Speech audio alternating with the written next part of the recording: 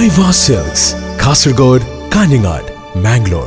വീടും കുടുംബവും നഷ്ടപ്പെട്ട പ്രളയബാധിതരോട് ഇങ്ങനെ പച്ചക്ക് ക്രൂരത കാണിക്കാൻ കേന്ദ്ര സർക്കാരിന് എങ്ങനെ മനസ്സ് വരുന്നു?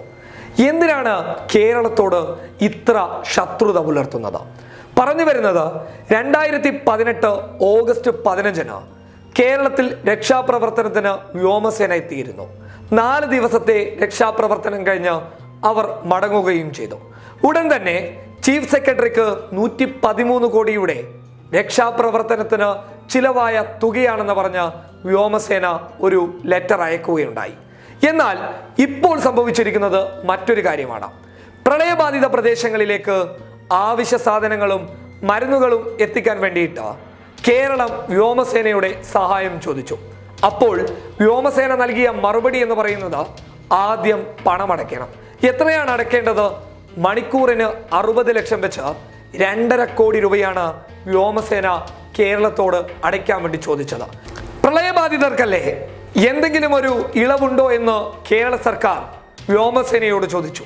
ഒരു ഇളവും നൽകാൻ തങ്ങൾ തയ്യാറല്ല എന്ന് വ്യോമസേന അറിയിച്ചതോടുകൂടി തന്നെ കേരള സർക്കാർ ഒരു തീരുമാനത്തിലെത്തി.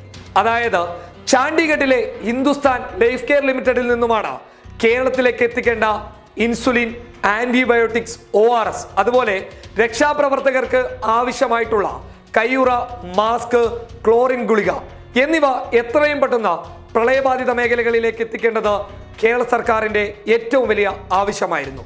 അതുകൊണ്ട് ആ തീരുമാനം കേരള സർക്കാർ എടുക്കുകയും ചെയ്തു. ചാണ്ഡിഗഡിൽ നിന്ന് റോഡ് മാർഗം ദില്ലിയിലേക്ക് മരുന്നുകൾ കേരള സർക്കാർ എത്തിച്ചു.